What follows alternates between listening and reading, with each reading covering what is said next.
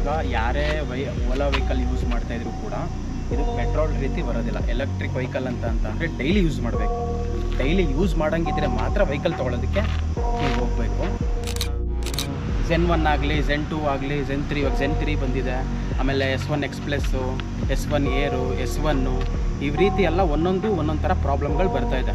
ಈ ಪ್ರಾಬ್ಲಮ್ಗಳು ಏನಂತ ಅಂತಂದರೆ ಬ್ಯಾಟ್ರಿ ಇವಾಗ ನಂದು ವ್ಯಾರಂಟಿ ಇದ್ರೂ ನನಗೆ ವ್ಯಾರಂಟಿ ಕೊಡ್ತಾ ಇಲ್ಲ, ಇಷ್ಟು 80,000 90,000 ಅಂತ ಹೇಳ್ತಾ ಇದ್ದಾರೆ. ಅದು ಯಾವ ಥರ ಹೇಳ್ತಾರೆ? ಅದೇ ಥರನೇ ಕಸ್ಟಮರ್ ಮಾಡ್ಕೊಳ್ಳೋದು ಇದು ಮೊದಲನೇ ತಪ್ಪು. ಏನಂತ ಅಂತಂದರೆ ಬ್ಯಾಟ್ರಿ ತುಂಬ ಲೈಫ್ ಬರಬೇಕು ಅಥವಾ ಬ್ಯಾಟ್ರಿ ಚೆನ್ನಾಗಿರಬೇಕು, ಗಾಡಿ ಚೆನ್ನಾಗಿರ್ಬೇಕು ಅಂದರೆ ಲಾಂಗ್ ಡೇ ವೀಕಿಂಗ್ ತಗೋದಂದರೆ ಈಗ ಒಂದು ವಾರ, ಒಂದು 15 ದಿವಸ ಗಾಡಿ ಎತ್ತಲ್ಲ, ಒಂದು 3 ದಿವಸ ಗಾಡಿ ಎತ್ತಲ್ಲ ಅಂದಾಗ ಗಾಡಿನ ವೆಕೇಶನ್ ಮೋಡ್ಗೆ ಹಾಕಬೇಕು.